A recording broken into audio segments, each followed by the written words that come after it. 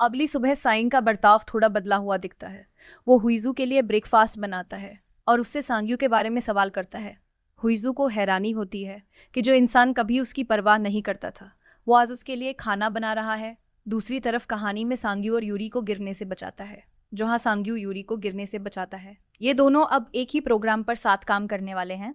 Sign के office में drama तब बढ़ता है जब वो किडनैपर की आवाज़ से वॉइस मॉड्यूलेशन हटाने की कोशिश करता है, लेकिन उसे कुछ साफ सुनाई नहीं देता। उसका असिस्टेंट उसे सीसीटीवी फुटेज दिखाता है, जिससे साइन को शक होने लगता है कि शायद हुईजू और किडनैपर मिले हुए हैं। साइन को लगता है कि किडनैपर हुईजू का कोई प्रेमी हो सकता है जो उसे आज़ाद करवाना चाहता है। तभी हुईजू साइन को फिर से किडनैपर बनकर कॉल करती है, लेकिन साइन उसे सिर्फ 5 मिनट बाद कॉल करने को कहता है। जैसे ही हुईजू दोबारा कॉल करती है, उसे फ़ोन पर एक ज़ोरदार धमाके की आवाज़ सुनाई देती है। साइन के ऑफिस में ब्लास्ट हो चुका है। हुईजू बुरी तरह डर जाती है, क्योंकि उसे लगता है कि उसके इस खेल की वजह से साइन की जान खतरे में बच गई है। साइन जब घर लौटता है तो उसके कपड़ों पर खून के धब्बे होते हैं और वो सीधा हुईजू के पास जाकर उसकी ड्रेस उठाने की कोशिश करता है। वो ये कंफर्म करना चाहता है कि क्या वो फोटो सच में हुईजू की ही थी। यहाँ साइन का एक और राज खुलता है कि उसने हुईजू से शादी किसी मजबूरी में नहीं, बल्कि उसे बचाने के लिए की थी, ताकि वो किसी बुरे इंसान के चंगुल में न फंस जाए। ऑफिस के ब्लास्ट में साइन का असिस्टेंट घायल हो गया है और साइन को अब यकीन हो चुका है कि कोई तीसरा इंसान है जो उनके पीछे दबा है। हुईजू चालाकी से किडनैपर के फोन से सारे सबूत मिटा देती है और साइन को अपना पर्सनल फोन दे देती है। अंत में हमें असली किडनैपर की झलक मिलती है, जो बेहद बेरहमी से मछलियां काट रहा है। उसे अपने पार्टनर से मैसेज मिलता है जिसने धमाके के बारे में पूछा था। वो बड़ी बेशर्मी से कबूल करता है कि हाँ, धमाका उसने ही किया है। अब खतरा सिर्फ साइन के लिए नहीं, बल्कि हुईजू के लिए भी बच चुका है, क्योंकि असली कातिल वापस आ गया है। ब्लास्ट के बाद साइन का शक अब एक गहरी जांच में बदल चुका है।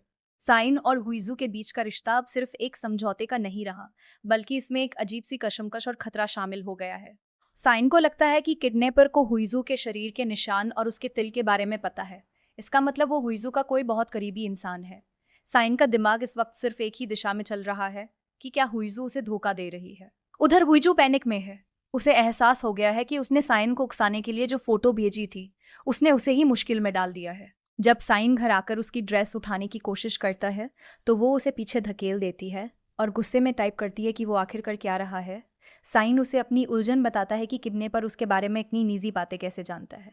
हुईजू चालाकी से खुद को पीड़ित दिखाते हुए कहती है कि पहले उसे किडनैप किया गया और अब साइन पर हमला हुआ, उसे कुछ समझ नहीं आ रहा। साइन उसकी हालत देखकर थोड़ा नरम पड़ता है, उसके कपड़े ठीक करता है और वहां से चला जाता है। इसी बीच असली किडनैपर का साया अब उनके घर के करीब पहुंचने लगा है। वो शख्स जिसने साइन के ऑफिस में ब्लास्ट किया था, वो हुईजू से अपना फोन वापस चाहता है। हुईजू को एहसास होता है कि वो फोन अब उसके लिए मौत का वारंट बन गया है।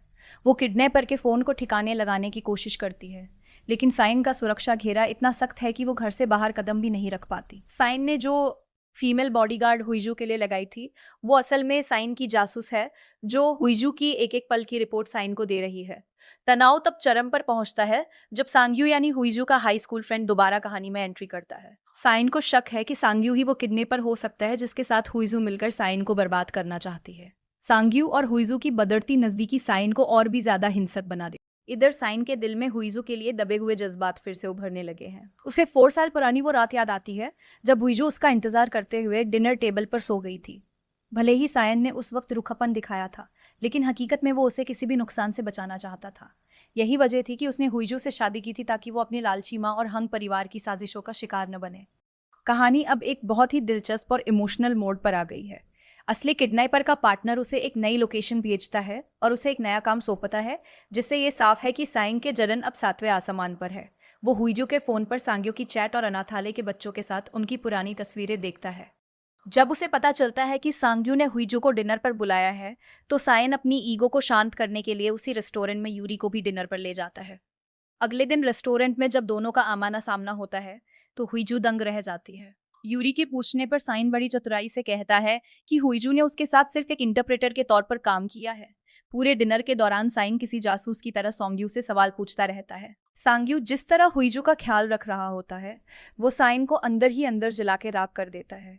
हुईजू इस पूरी सिचुएशन से इतनी शर्मिंदा हो जाती है कि वो बहाना बनाकर वॉशरूम चली जाती है। तभी साइन को खबर मिलती है कि पुलिस ने जिस संदिग्ध को पकड़ा था, उसने ब्लास्ट नहीं किया है, यानी असली गुनहगार अब भी आज़ाद है। जब हुईजू वापस आती है तो वो साइन पर सीधा हमला करती है। वो फोन पर टाइप करके पूछती है कि साइन ने उसका फोन सुरक्षा के लिए लिया था या उस पर जासूसी करने के लिए। साइन भी पलटवार करता है और उससे सांग्यू के बारे में सवाल करता है। हुईजू अपने बचपन के दोस्त का बचाव करती है, जिससे साइन और भी ज्यादा चीज जाता है। वो कहता है कि उसे लगा था वो हुईजू के बारे में सब कुछ जानता है, लेकिन वो गलत था। साइन गुस्से में वहां से निकल जाता है और सांग्यू की पूरी कुंडली निकलवाने का आदेश दे देता है। खतरा तब और करीब महसूस होता है जब हुईजू अपनी कार में बैठती है और रेडियो अपने आप बजने लगता है। किडनैपर के फोन से एक गाना बजता है, कॉल मी नाउ। हुईजू बुरी तरह डर जाती है क्योंकि अब उसे पक्का यकीन हो गया है कि असली किडनैपर को पता है कि उसका फोन छिपा रही होती है। तो साइन वहां आ जाता है। हुईजू बहाना बनाती है कि वो आइसक्रीम और बियर लेने जा रही है, लेकिन साइन खुद ही वो लेने चला जाता है। हुईजू इस मौके का फायदा उठाकर फिर से किडनैपर बनकर साइन को कॉल करती है। वो साइन को डराने की कोशिश करती है कि ऑफिस का ब्लास्ट तो सिर्फ एक ट्रेलर था। वो साइन से पूछती है कि आखिर वो हुईजू को डिवोर्स क्यों नहीं दे देता। साइन का जवाब इस बार बहुत गहरा होता है। वो कहता है कि वो अपनी पत्नी को कभी नहीं छोड़ेगा। हुईजू हैरान रह जाती है। उसे समझ नहीं आता कि नफरत करने वाला पति अचानक इतना प्रोटेक्टिव क्यों हो रहा है। जब साइन आइसक्रीम लेके वापस आता है तो वो हुईजू के बेहद करीब जाके कहता है कि वो उसे कभी डिवोर्स नहीं देगा, क्योंकि वो नहीं चाहता कि उसका नाम किसी स्कैंडल में आए। वो प्यार से उसके होठों से फोम पोंछता है और उसे कल के इंटरव्यू के लिए तैयार रहने को कहता है। साइन उसे बताता है कि वो उस किडनैपर को गलत साबित करना चाहता है, जिसने कहा था कि वे एक ही घर में अजनबियों की तरह रहते हैं। कहानी में सबसे बड़ा सरप्राइज तब आता है जब साइन हुईजू के कमरे में चला जाता है और उसके बिस्तर पर लेटकर कहता है, आओ सो जाते हैं। हुईजू उसे हक्की बक्की होकर देखती रहती है तो साइन शरारत और हक के साथ कहता है कि वो उसे काटेगा नहीं। वो उससे पूछता है कि क्या उसे इस बात का डर है कि सायन उसके साथ कुछ करेगा। ये एक ऐसा पल है जहां सायन और हुईजू के बीच की दूरियां पहली बार मिटती हुई दिख रही है, लेकिन खतरा अब भी उनके दरवाजे पर खड़ा है।